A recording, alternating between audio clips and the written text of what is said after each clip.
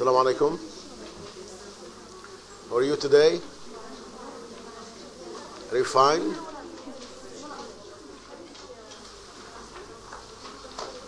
I think, may I have your attention, please? What are you talking about? It seems like you are having exam today. Okay, so we don't want to be very long today. Today's class is going to be like this. As usual, we're going to listen to a couple of reports. Then I'm going to ask you about your response to the poem, The Daffodils. And today we have some change. We have a student who's going to present The Daffodils. I might interfere. I'm not sure. It is up to her. Do you want me to comment? Okay. I don't want to confuse you. But if I find difficult to interfere today, I might, like in a follow-up class, give my own class. Okay? So this is what we are going to do today. Let's see who's going to report. Yes, please. The lady there. Yes. Can you come and report here?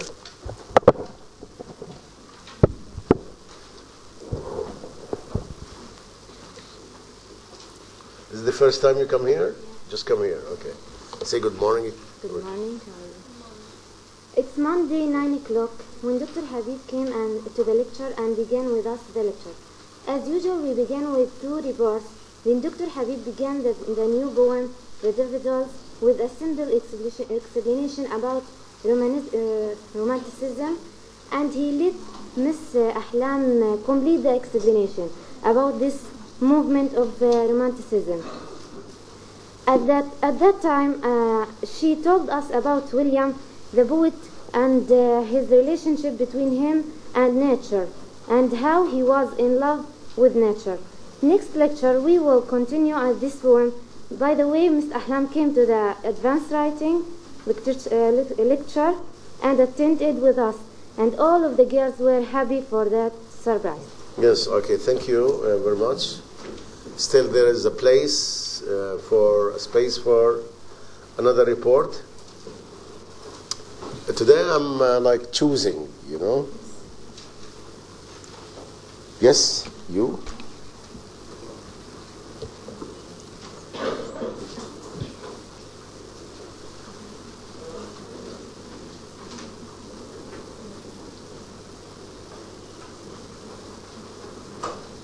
Good morning.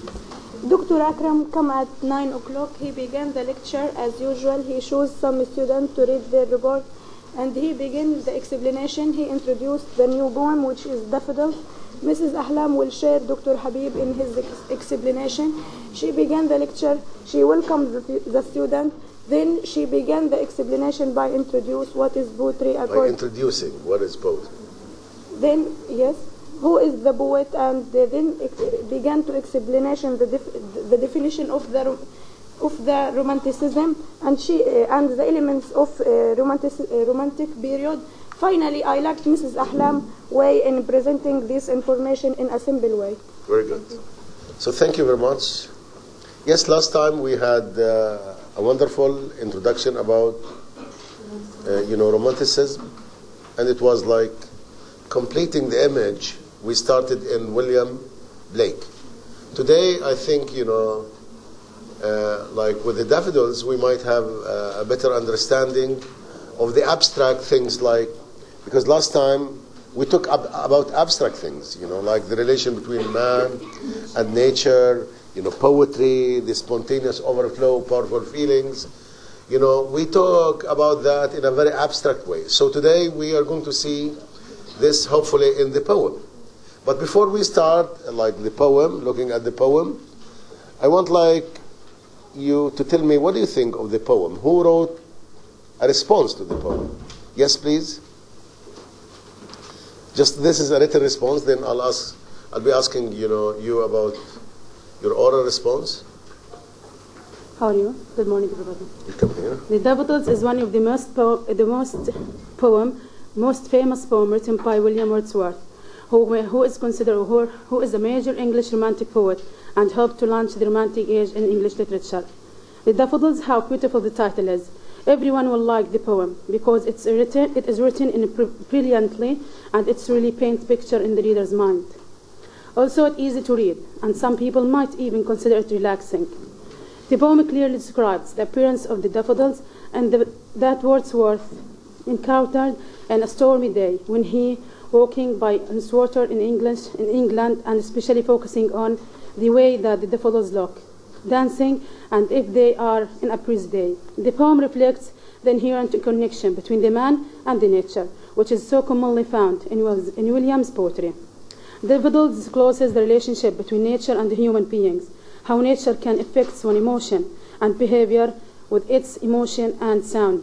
From the very beginning, the speaker metaphorically compares himself to the cloud, creating a sense of isolation from the rest of the world.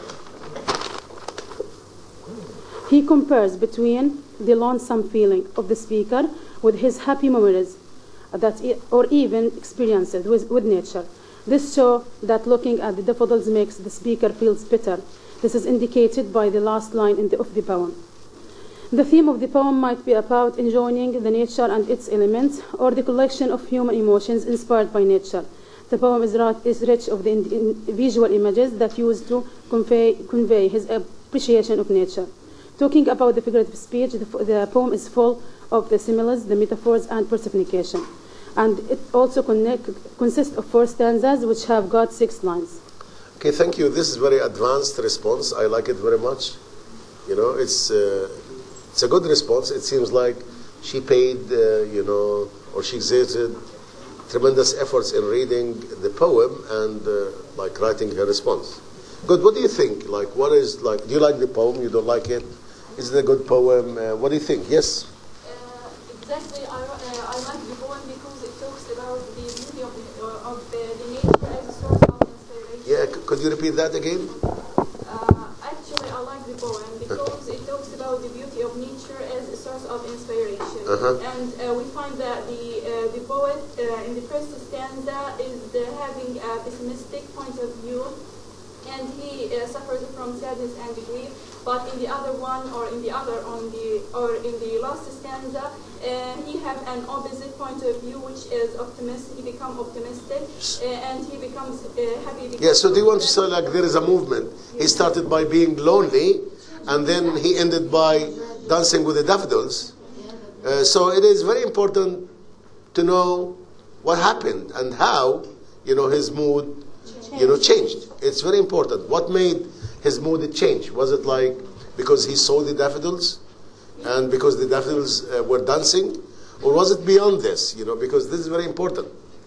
I'm a little bit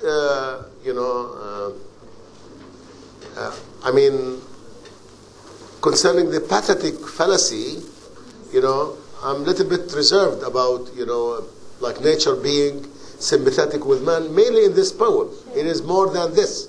We'll discover that it is not a pathetic fallacy, it is not a pathetic fallacy or, like nature sympathizing with man. It is more than this.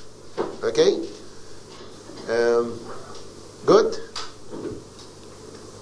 Yes, you were talking. Okay, yes, thank you.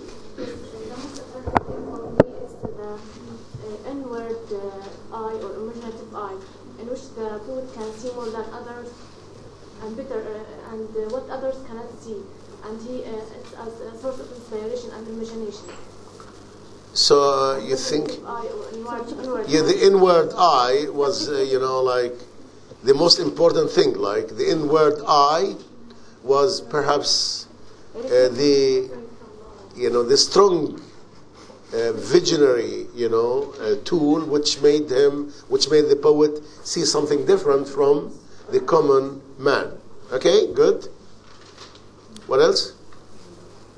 Yes, Jihan? As we all know, the daffodils is like a manifestation of the romantic period, because we took Blake, and Blake was sort of like the pre-romantic, and it wasn't kind of like manifested in a very clear way. His speculations and his writings were still a bit vague in terms of being romantic or not. So But you want to here, say like with here? the Daffodils, we see Wordsworth is actually drawing the lines and is actually making it clear for what is romanticism. The themes of romanticism, nature, and also poetry and tranquility and solitude and all these things, we can see them very clearly in the Daffodils. Yeah, we can see the characteristics of romanticism, like very clear in this poem. Like not like Blake, they were latent, they were hidden. Here we can see them clearly. Yes. What do you think? There, the ladies at the back. Do you like the poem? Were you happy when you read it? Like, yes? It's simple language, we understand it spontaneously, and I feel happy because it's related to the nature itself. Has anybody paid attention like to the tenses, like the tense? I wandered lonely as a cloud, and then it ended with my heart dances with the daffodils. Has anybody compared, like the first stanza with the last stanza? Have you? Actually, I think in the first stanza he used the past tense when he was pessimistic and very sad. But in the last stanza, he begins dancing with the daffodils. That means the beautiful nature, the beauty of nature, changed him from the pessimism mood to the optimistic mood. Okay, I know you are going to answer this. First of all, like when he's talking about the past, in the past tense, he's talking about his previous experience when he was like working beneath the daffodils, beneath the fields of daffodils. Then after that, when he's talking with the present tense, he's talking about his like recollecting of that experience while he was writing his poem. So that like suits the tenses in the poem. I don't know, like the present simple tense is very important, like for the romantics, Yeah. If you remember, like, yeah, it has to do with permanence. Even the rhyme of the ancient mariner, which is a story, is told in the present simple tense. So the present simple tense is a key, element in romanticism. You have to look at that. Good. Any other response? Okay, we don't want like, yes? No, pardon? You mean response? To the poem. Do you have a poetic response to the poem, Jan? As usual? No, I mean, was it in poetry? Yeah. Okay. Not too much on Jahan always likes to versify her response. I wandered lonely between my books, this exam, that exams, and research hooks, when all at once I did realize the semester and the class are sweeping away. Daffodils, Wordsworth's pen remarked, a manifestation of romanticism in our books engraved. A revolution it was for nature they pursued, imagination, poets, and powerful feelings. To that era they are all supposed to be healings. So as well I recollected my thoughts in tranquility, as Wordsworth says. Thank you very much. Again, like she tried to versify this time, but I know like why she doesn't like it, because it seems like she was very busy, but it's very good. Okay, I think it's time for Ola to take the floor. She has, the 30 minutes she asked for, and good. So I hope like you good ears. Yes, you can make this. Just do it. Okay.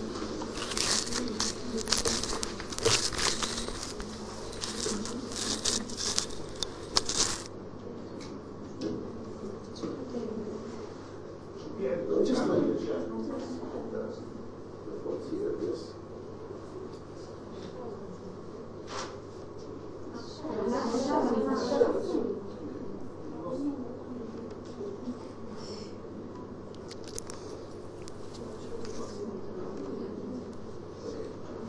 Okay, good morning everybody. My name is Ala Al-Mashwikh and I'm here today to introduce to you the Daffodils by William Wordsworth.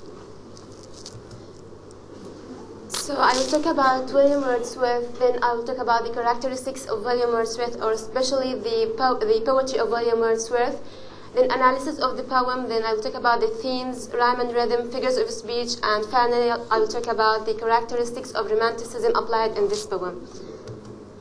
So William Wordsworth was a major English romantic poet who, with Samuel Taylor Coleridge, that we know of course, helped to launch the Romantic Age. They lived the Romantic Age, and they the first poets who wrote about the Romanticism. He is the one who wrote the lyrical ballads, which is a collection of poems written in a romantic way. The factors that affected his way and thinking, that it's the French Revolution and also the Industrial Revolution that we were introduced in the previous lectures.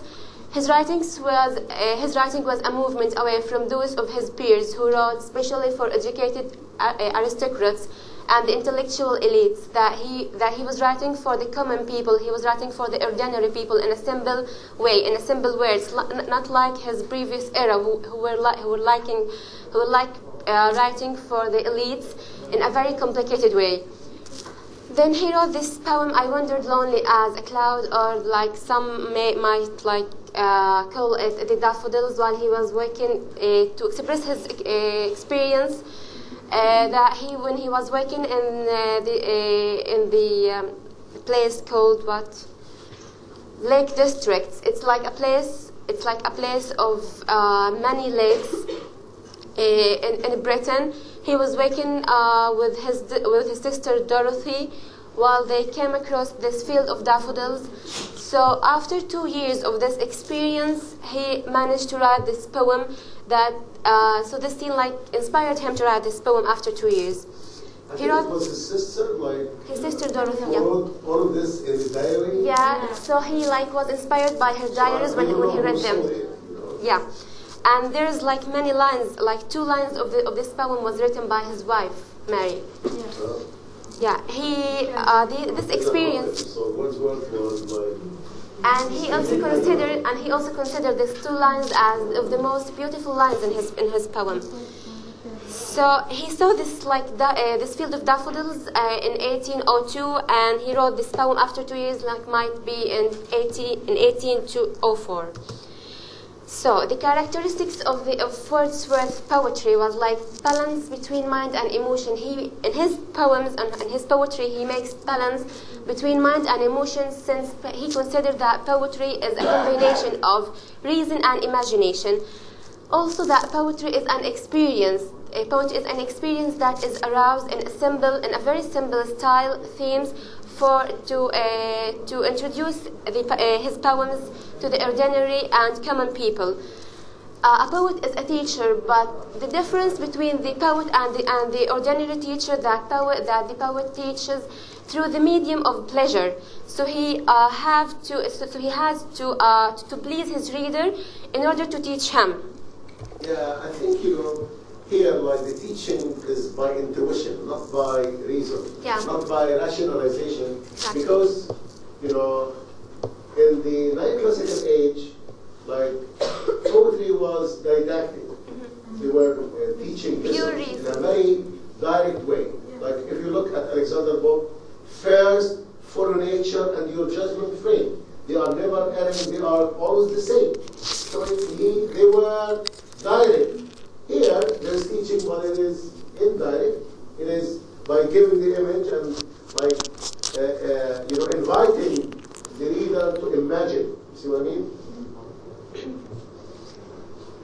Okay, there is human and nature are topics for romantic poetry. In his poetry, he sees that human is no more neglected as in the previous eras from the new classic poets, and also that the nature also a topic for romantic poetry, since nature was neglected in other periods before him, and that nature is opposite to the mechanism and to the corrupted society that was in that before that time. I want to say that he revolution he started to regain the lost dignity for human and nature. Yeah. You know, because nature was abused by the values of the neoclassic. Man was abused by the values of the neoclassic. So we're talking about a man who was trying to regain dignity. Yeah. See what I mean? Good. Then the connection between poet's feelings and ideas. He believed that to convey his message to the reader properly, he should connect between feelings and ideas to express his poetic experience. And finally, that poet is a creative, not as the ordinary people that sees everything in an ordinary way. He considers everything when he wrote the Daffodils. When we say that the daffodils are like simple creatures that no one can give a shit to them, so the poet himself can consider everything as an inspiration for him to write about. It's very good. The poet is creative because the poets of the 18th century, the neoclassic, were imitating nature. You remember Dryden, art is an imitation. You remember Alexander Pope. All of them were imitating for the sake of teaching and delight.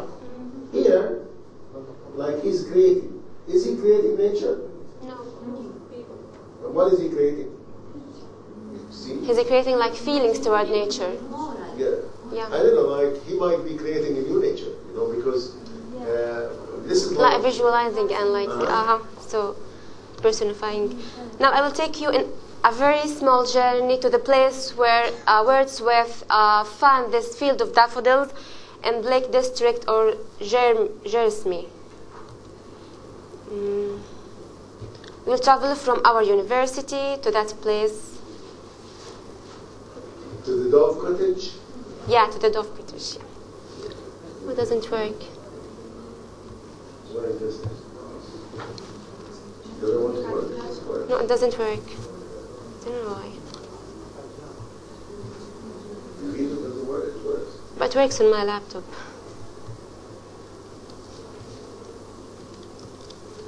Because is this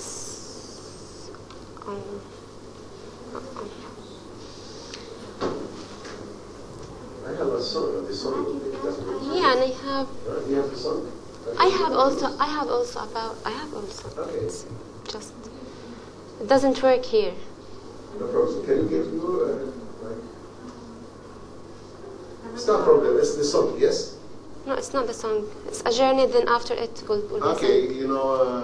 Imagine that you have been to the Lake District. I was there myself. I don't know why it doesn't work. The place of Wordsworth, the cottage itself, and I had some time to sit on the couch, which is mentioned in the poem. In fact, the scene is very captivating. The lake area is a mountain surrounded. It's a lake surrounded by areas and a lot of beautiful daffodils around the bay. So the scene was very fascinating. So next time I'll be showing them the scene. You just start the poem. Go ahead. Okay. Because we're running out of time. In the first stanza, I wandered alone. I just want a girl to read this stanza, because we have no reader.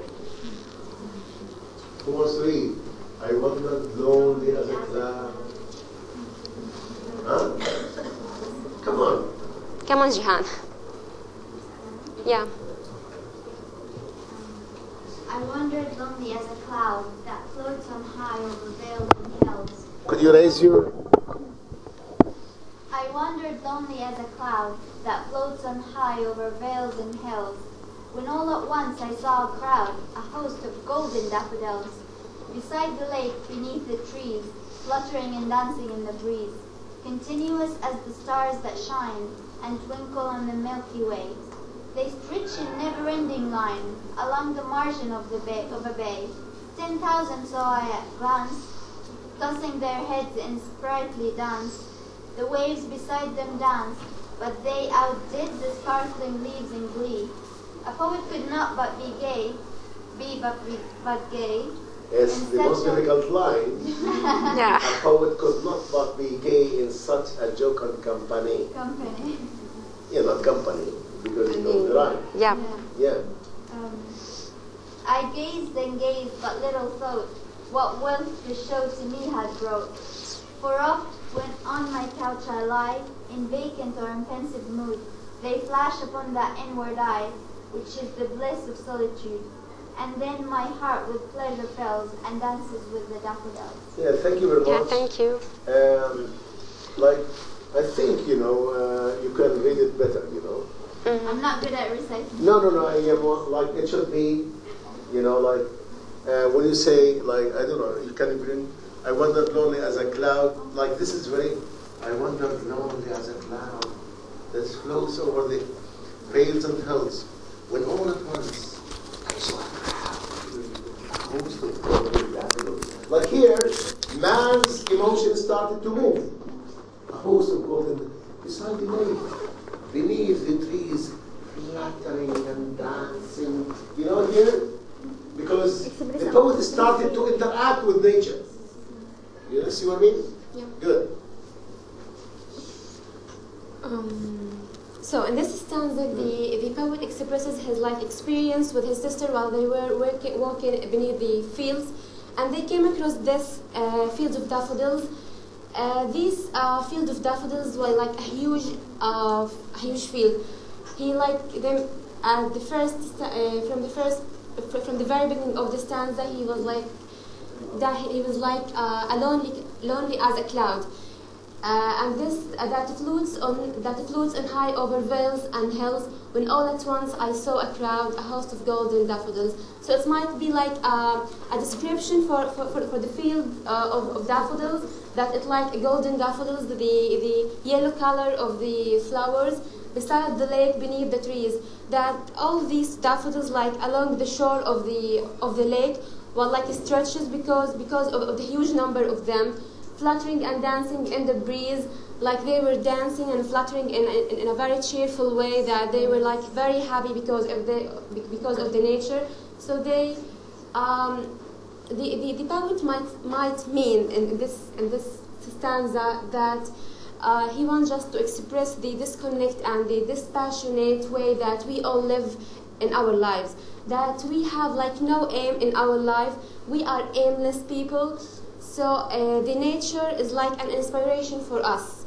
So we are like away from the nature. Yeah, this sounds like, you know, he's a pantheist. Yeah. I don't think he was a pantheist. But this shows like how, now here he's celebrating nature. Mm-hmm. Yes, he's wandering. And you know why he was wandering? Like wandering here, he was wandering lonely. Mm-hmm. It means he was suffering from loneliness. Yes. And we, like in the previous lecture, we understood that loneliness was a result, was a result of all the abuses of the neoclassical age, the industrial revolution. Mm-hmm. Man was dejected because man lost his dignity. But you see, he's celebrating nature here. I like the way when you say nature is a huge. There is a celebration of nature. Yeah. How nature is distinguished here? Why is he celebrating nature here?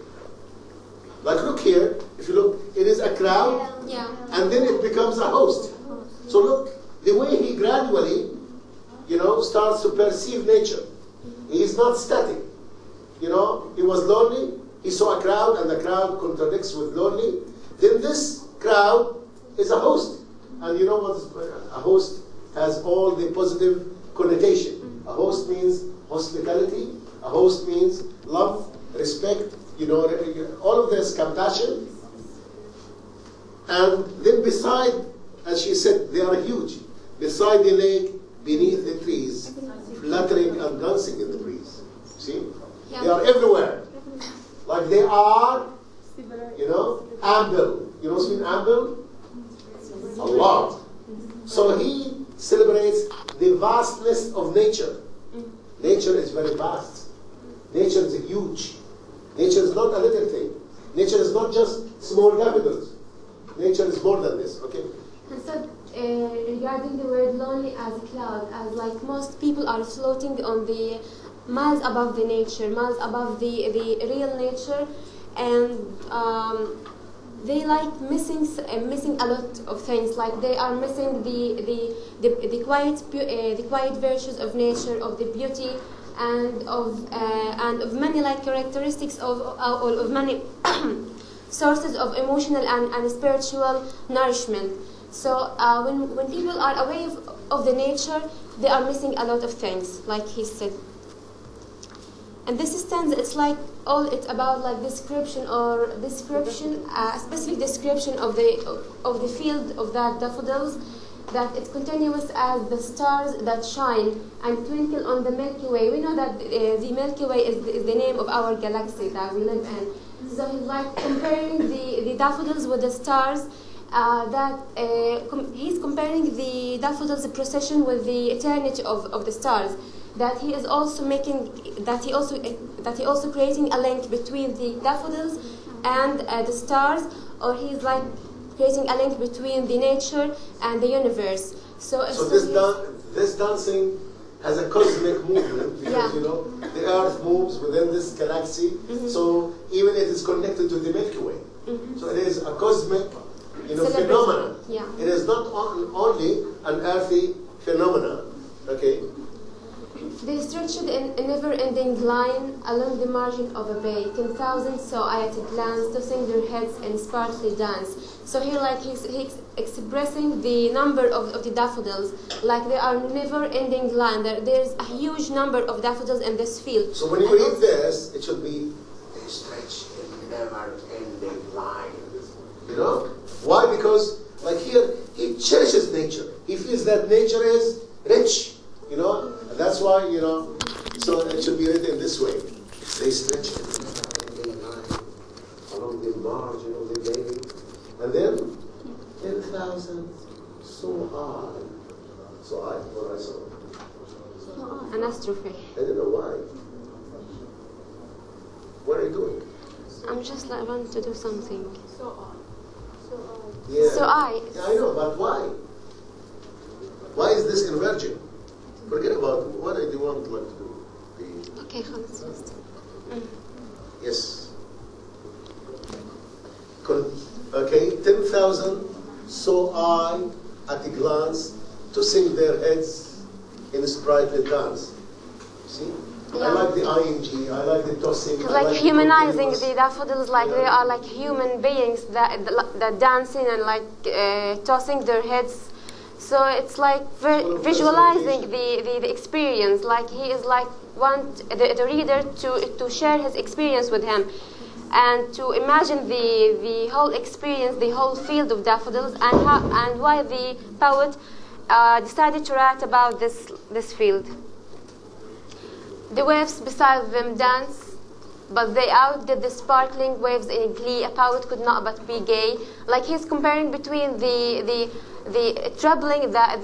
rippling waves that are sparkling beside the field of daffodils, and then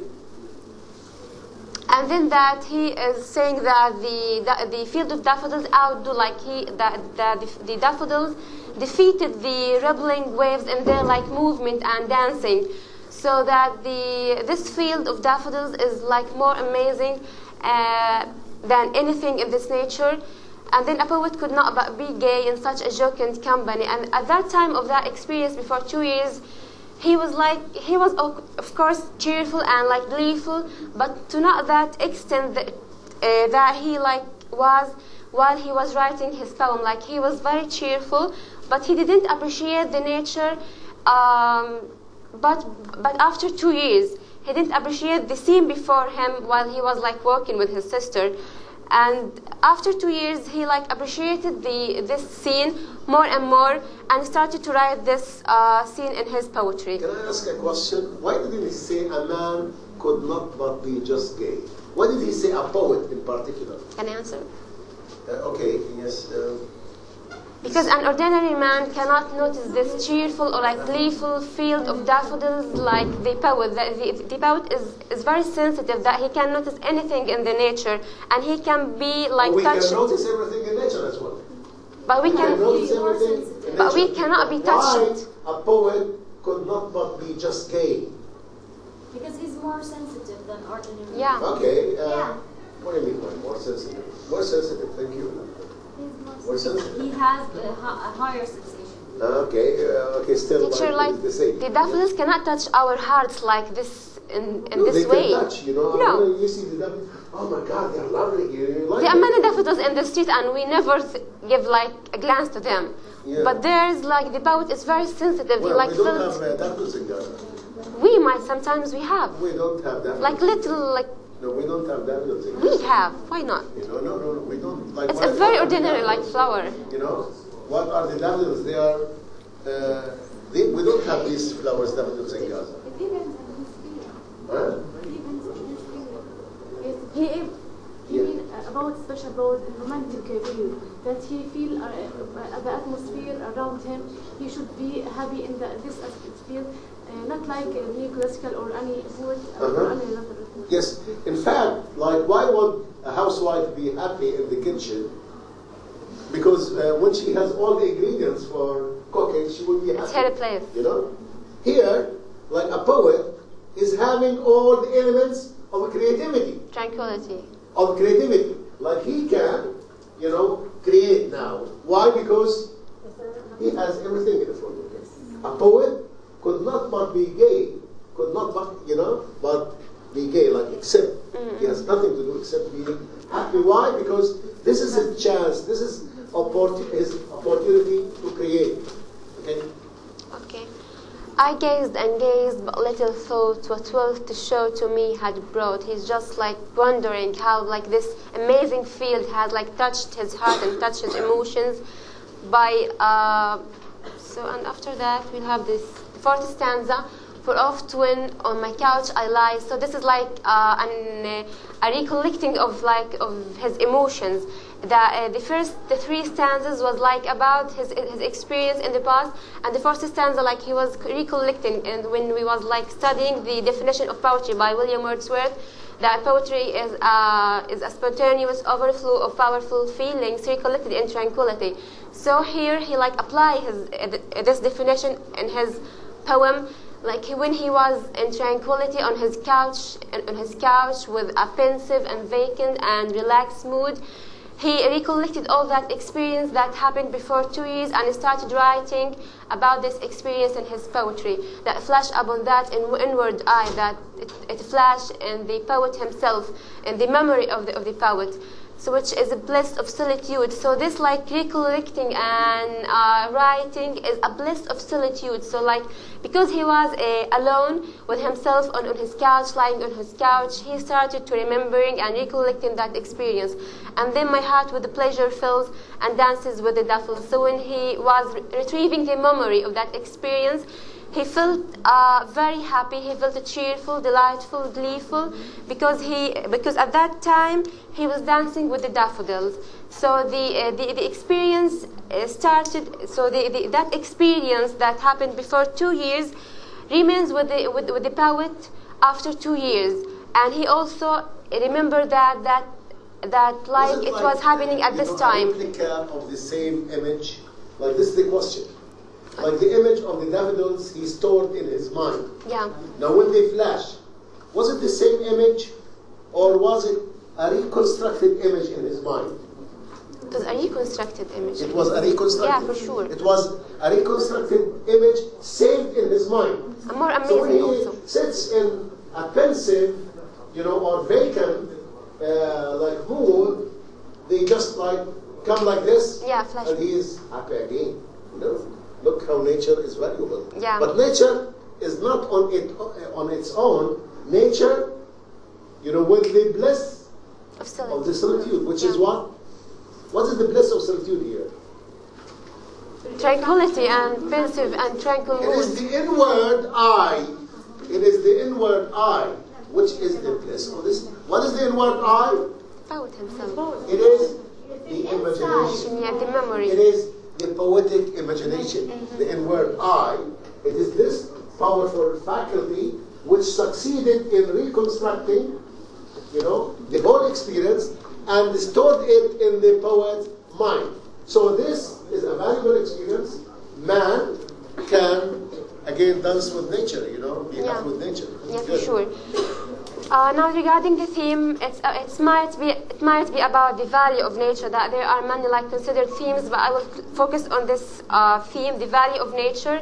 Like we for sure know that beauty is like a simple creature, is like a simple creature that gives pleasures to anyone. So also the beauty of nature that everyone can always like feel in this heart and can always carry in this heart for like many years.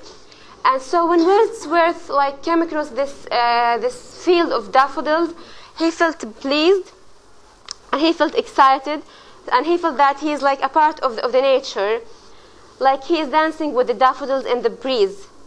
So when the scene flashed back in his mind or his memory, he also like felt that he's dancing in the same way that the daffodils were dancing before 2 years. He started to feel that he's a part of nature, so he started fluttering, dancing in a very cheerful way. So some simple pleasures can cure a lonely heart, can make one happy. Sometimes you just have to look around, slow down. Don't be too catch up with the pace of the busy. Yeah. Simple, pleasurable experience. Yeah. Like don't be worrying about every trivial thing in your world. Just be like relaxed and just like consider everything happy in your world. Is man rich? Yeah. Is man rich? How is man rich? Nature. Not by nature. By this Happy feelings. This power, this potential, which is like the potential of creativity. Man can create.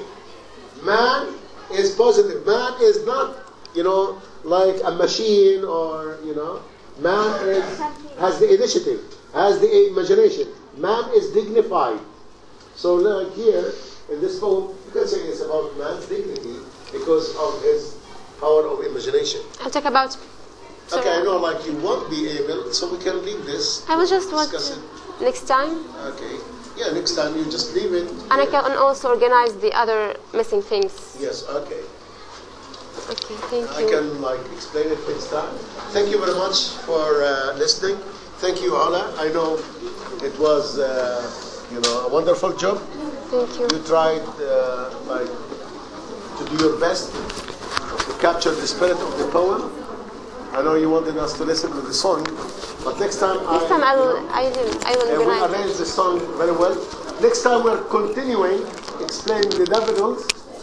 I'll be like taking part, and next week we'll continue, I think, with the Victorian. Thank you very much.